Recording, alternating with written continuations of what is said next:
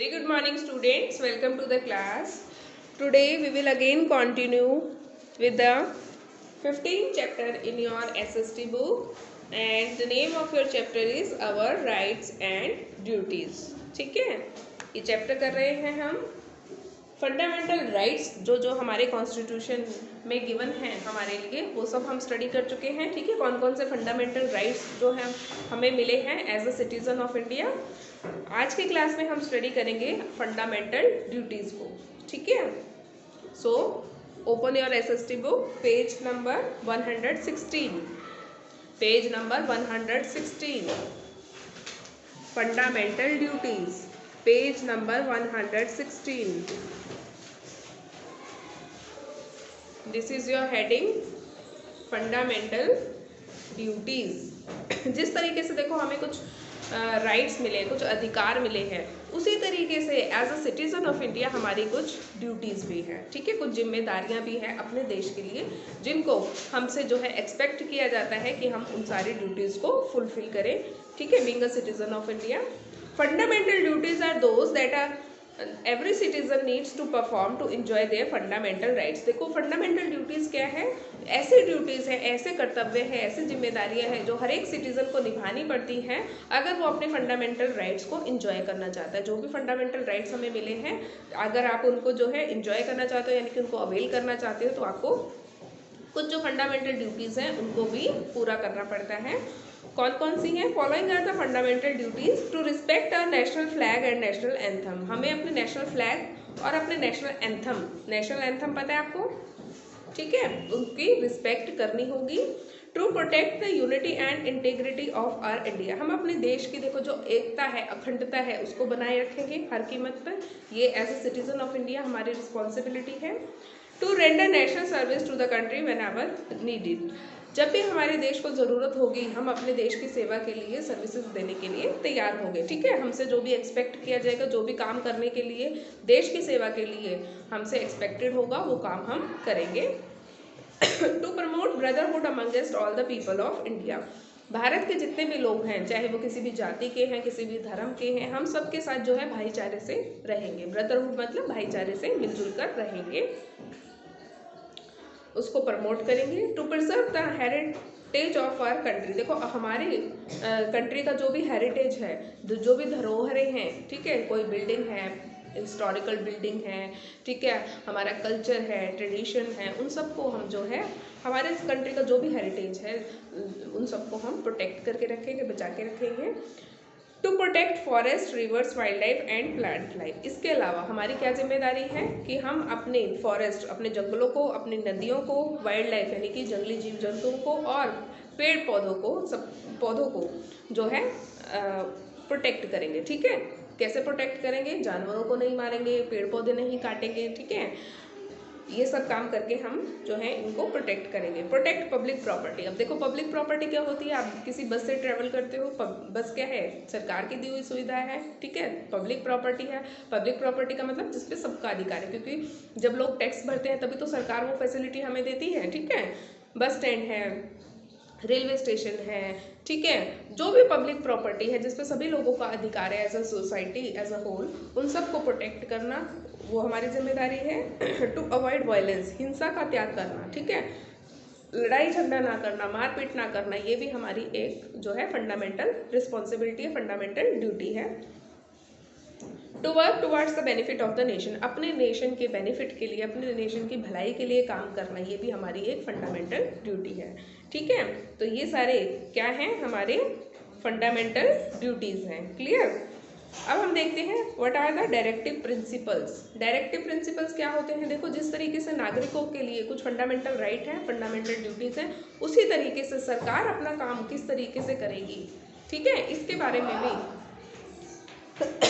जो है हमारे कॉन्स्टिट्यूशन ने, हमारे संविधान ने जो है कुछ गाइडलाइंस, कुछ प्रिंसिपल सेट करे हैं जिनको फॉलो करना होता है। ठीक है, देश को चलाने के लिए सरकार किस तरीके से अपना कामकाज करेगी, वो सब चीज़ें हमारे को डायरेक्टिव प्रिंसिपल के थ्रू मिलती हैं। ठीक है, हमारे कॉन्स्टिट्यूशन में जो डायरेक्टिव प्रिंसिपल हैं उससे हमें पता चलता है हमें हमारी सरकार को जो है किस तरीके से कामकाज करना है।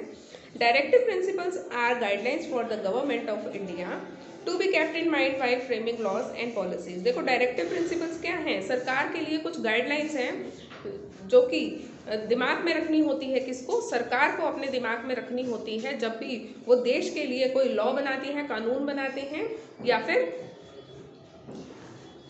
फिर जो है जब देश के लिए वो कानून बना रहे हैं, पॉलिसीज बना रहे हैं, तब उन नीतियां बना रहे हैं, उन सब चीज़ों का ध्यान रखेंगे। ठीक है, किनका, डायरेक्टिव प्रिंसिपल का कुछ गाइडलाइंस हैं। जब भी सरकार कोई कानून बनाना चाहती है, कोई नई नीति लाना चाहती है, तो उनको उन डायरेक्टिव प्रिंसिपल्स का ध्यान रखना होता है, अपने दिमाग में रखना होता है। Directive principles are classified under the following categories. अब देखो ये जो डायरेक्टिव प्रिंसिपल्स हैं, ये जो गाइडलाइंस हैं, इनको हमने किस तरीके से कैरेक्टराइज किया है। देखो पहला है गांधीयन, दूसरा है economic and socialistic, political and administrative, justice and legal, environmental, protection of monuments and peace and unity. ठीक है, ये अलग अलग तरीके के जो हैं हमारे डायरेक्टिव प्रिंसिपल्स हैं, जिनको हमने अलग अलग कैटेगरीज में डिफाइन किया है।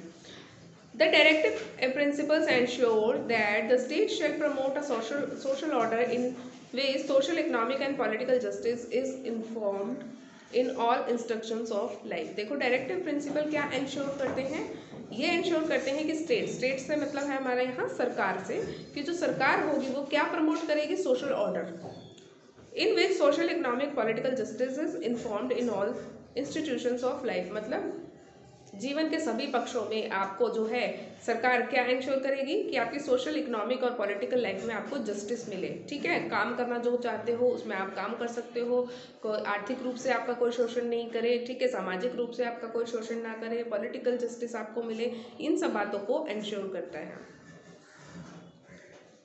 State shall work to reduce economic inequality and status and opportunity equality।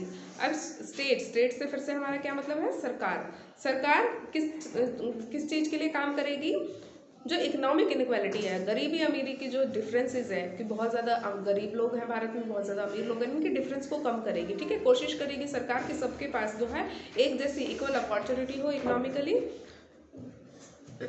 और जो लोगों का स्टेटस है, अपॉर्चुनिटी है, वो लोगों को एक जैसी मिल पाए। ठीक है, ताकि सभी लोगों का जो सामाजिक स्तर, आर्थिक स्तर है, वो एक लेवल पे लाया जा सके।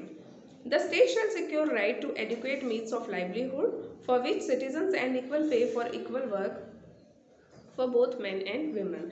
अब सरकार जो है वो क्या सिक्योर करेगी, right to adequate means of livelihood for all the citizen, सभी नागरिकों के लिए एक समान जो है जीवन यापन करने का तरीके हों। ठीक है, कि अपना रोजगार पा सके, ठीक है, अपना ज़िंदगी, अपना लाइवलीहुड चलाने के लिए, अपना जीवन यापन करने के लिए उनको जो है अपॉर्चुनिटी मिले, और पुरुषों और महिलाओं को जो है एक इक्वल अपॉर्चुनिटी मिले काम करने की। ठीक है, किसी के साथ भी इसलिए भेदभाव ना हो कि कोई पुरुष है या कोई स्त्री है तो उनके अलग अलग जो है स्टैंडर्ड होंगे, काम करने की अपॉर्चुनिटी सबको इक्वली मिलनी चाहिए।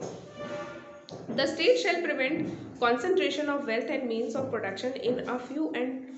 देखो सरकार क्या ट्राई करेगी कि जो वेल्थ है और मीन्स ऑफ प्रोडक्शन है, यानी कि संपत्ति है, पैसा है, ठीक है, मीन्स ऑफ प्रोडक्शन, सामान प्रोड्यूस करने का जो प्रोडक्शन की जो एक्टिविटीज़ है, वो कुछ लोगों के हाथों में ना हो। ठीक है, यानी कि कुछ ही लोग अमीर ना होते जाएं, कुछ ही लोग जो है पैसे ना कमाते जाएं, बल्कि try to ensure that control of all material resources is distributed equally. कोशिश करेगी सरकार कि ये जो मीन्स ऑफ मतलब मटेरियल रिसोर्सेज है, जो भी देश की जो संपत्ति है, पूंजी है, रिसोर्सेज है, वो सभी लोगों के बीच में एक इक्वली डिस्ट्रीब्यूट हो सके, ताकि सभी को जो है काम करने का, एक बेहतर जीवन जीने का, पैसा कमाने का एक जैसा अधिकार मिले। Children shall be allowed to live a healthy life free from exploitation. बच्चों के लिए क्या सरकार इंश्योर करेगी कि सभी बच्चों को एक हेल्दी लाइफ मिले और किसी भी तरीके का एक्सप्लॉयटेशन बच्चों के साथ ना हो। The state shall provide free legal aid to ensure that equal opportunities for in legal cases and is not denied on the basis of economic or other disabilities। सरकार ये भी इंश्योर करेगी कि किसी को अगर कानूनी सहायता चाहिए तो उसको फ्री ऑफ कॉस्ट कानूनी सहायता मिले। ठीक है, लीगल केसेस में एंड और मतलब सिर्फ उसको किसी डिसेबिलिटी की वजह से या आर्थिक रूप से कानून के न्याय पाने से वो वंचित ना रह सके। यानी कि कोई गरीब है और उसको न्याय पाना है, उसके साथ कुछ अत्याचार हुआ है और वो न्यायालय जाना चाहता है, तो उसको फ्री सर्विसेज न्यायालय की फ्री ऑफ कॉस्ट जो है प्रोवाइड करी जा सके, ताकि आर्थिक रूप से किसी भी पिछड़े हुए इंसान को या किसी डिसेबिलिटी की वजह से किसी भी इंसान को जो है न्याय मिलने में जो है परेशानी ना हो। The state shall organise a village panchayat and help enable them to function as units of self government. अब सरकार क्या ऑर्गेनाइज करती है, देखो विलेज पंचायत, गांव में पंचायतें होती हैं, ठीक है, उनको ऑर्गेनाइज करती हैं और हेल्प करती हैं उनकी, ताकि वो अपनी सेल्फ गवर्नमेंट चला सके। सेल्फ गवर्नमेंट मतलब लोगों की खुद की चुनी हुई गवर्नमेंट, जिसमें लोग खुद ही चुनेंगे अपने सरपंच को, पंचों को, मेंबर्स ऑफ पंचायत को, और उसके बाद अपनी लोकल सेल्फ गवर्नमेंट खुद ही मेंटेन करेंगे। The state shall provide the right to work and right to education. काम करने का अधिकार, पढ़ने का अधिकार दिलाएगी सरकार सबको। And to public assistance in cases of unemployment, old age, sickness and disablement, ठीक है। उसके अलावा सहायता प्रदान करेगी अनएम्प्लॉयमेंट के लिए, ठीक है, अगर किसी को रोजगार नहीं मिलता है तो उसको आर्थिक सहायता प्रदान करेगी। ओल्ड एज, जो बुजुर्ग हो चुके हैं उनके लिए काम करेगी, बीमार है या डिसेबल्ड है किसी भी तरीके से, उन सबकी मदद करेगी। ये काम किसका है, सरकार का है। The state shell ensure living veg and proper working condition for workers. मतलब जो भी मजदूर हैं, जो भी काम करने वाले वर्कर्स हैं, उनको जो है एक काम करने की अच्छी कंडीशन मिले और एडिक्वेट जो है अपना जीवन चलाने के लिए उनको जो है प्रॉपर वेजेस मिल रहे हो, ये इंश्योर करेगी। With full enjoyment of leisure and social and cultural activities. और उनके इतना टाइम भी उनको मिलना चाहिए, उनकी वर्किंग आवर्स मतलब इतने ज़्यादा नहीं होने चाहिए कि वो अपनी पर्सनल लाइफ को एंजॉय ना कर सके। तो ये इंश्योर करेगी सरकार कि वो अपने लेजर मतलब अपने आराम के लिए समय निकाल सके, अपने सोशल और कल्चरल एक्टिविटीज़ के लिए समय निकाल सके। The state shall take steps to promote the participation of cottage industries in management of industrial undertakings। इसके अलावा स्टेट सरकार जो है क्या कदम उठाएगी, देखो कॉटेज इंडस्ट्री, जो छोटी उद्योग होते हैं, ठीक है, छोटे छोटे कॉटेज इंडस्ट्रीज के बारे में हमने पढ़ा था, वहाँ हमने स्टडी किया था कॉटेज इंडस्ट्रीज को। तो cottage industry in management of industrial undertaking मतलब कॉटेज इंडस्ट्री का पार्टिसिपेशन प्रमोट करेगी, ठीक है। The state shall endeavor to provide free and compulsory education to all children till they attain the age of 14 year। अब देखो हमने एक अधिकार देखा था कि जितने भी 14 साल के बच्चे हैं उनको शिक्षा का अधिकार है, ठीक है, राइट टू एजुकेशन है। तो वो राइट जो है बच्चों को, 14 साल की उम्र के जितने भी बच्चे हैं, सरकार की जिम्मेदारी है कि वो सभी बच्चे शिक्षा प्राप्त कर रहे हों। The directive principles commit the state to raise the level of nutrition and the standard of living and improve public health. इसके अलावा सरकार जो है ये ध्यान रखेगी कि जो न्यूट्रिशन का लेवल है लोगों का वो मेंटेन रहे, ठीक है, लोगों को प्रॉपर खाना मिले, न्यूट्रिशियस खाना मिले और स्टैंडर्ड ऑफ लिविंग उनका अपग्रेड हो और पब्लिक हेल्थ लोगों की सुधरे, ठीक है, लोग ज़्यादा बीमार ना हो, उनको जो है न्यूट्रिशियस फूड मिले। इन सब की जिम्मेदारी भी सरकार की होती है। It should protect and improve the environment and safeguard the forest and wild life of the country. इसके अलावा सरकार की क्या जिम्मेदारी है, जो हमारा वातावरण है, जो हमारा इन्वायरमेंट है, उसको हम प्रोटेक्ट करें और जो अपनी हमारी वाइल्ड लाइफ है यानी कि जंगली जीव जंतु हैं, जंगल है, उन सबको प्रोटेक्ट करें। ये भी सरकार की जिम्मेदारी है, ठीक है, कि अननेसेसरी पेड़ ना काटे जाएं, ठीक है, और किसी जीव जंतु को ना मारा जाए, ये सारी चीज़ों को इंश्योर करना, ये सारे भी जो है सरकार की ड्यूटी है। तो एक आपको समझ में आए जो डायरेक्टिव प्रिंसिपल होते हैं उनका क्या काम होता है। डायरेक्टिव प्रिंसिपल का काम यही होता है कि सरकार को एक तरीके के दिशा निर्देश दिए गए हैं, कुछ जो है गाइडलाइंस दी गई हैं, जिनसे पता चलता है सरकार को कि उसको अपना कामकाज किस तरीके से करना है, किस तरीके से लोगों की भलाई के लिए काम करना है, और जो भी हमारे फंडामेंटल राइट्स हैं वो सभी नागरिकों को मिल रहे हैं या नहीं मिल रहे हैं, उनसे कोई भी वंचित ना रहे, ये इंश्योर करता है। हमारे जो सरकार है उसकी जिम्मेदारी है कि वो इंश्योर करे, ठीक है। जितने भी, जैसे भी हमने देखा कि जितने भी जो हैं 14 साल की उम्र से कम बच्चे होंगे उन सबको शिक्षा मिल रही है या नहीं, ये सरकार की जिम्मेदारी है। लोगों को न्यूट्रिशियस फूड मिल रहा है या नहीं, रहने की व्यवस्था है या नहीं, लोगों को एम्प्लॉयमेंट मिल रहा है या नहीं, ठीक है, न्याय मिल रहा है या नहीं, ये सारे काम भी जो है सरकार की जिम्मेदारी होती है, ठीक है। तो इस चैप्टर में हमने क्या क्या पढ़ा, हमने देखा कि हमारे फंडामेंटल राइट्स क्या हैं, हमारे अधिकार क्या है, जो कि हमारे कॉन्स्टिट्यूशन में, कॉन्स्टिट्यूशन समझ में आ गया आप लोगों को क्या होता है, संविधान क्या होता है, एक तरीके का एक बुक है जिसमें हमें अपने देश में रहते हुए किस तरीके से रहना रहना है, क्या हमें अधिकार मिले हैं, क्या हमारे कर्तव्य हैं, सरकार किस तरीके से काम करेगी, वो सब चीज़ें उसमें लिखी गई हैं जिसको हम फॉलो करते हैं as a citizen of India.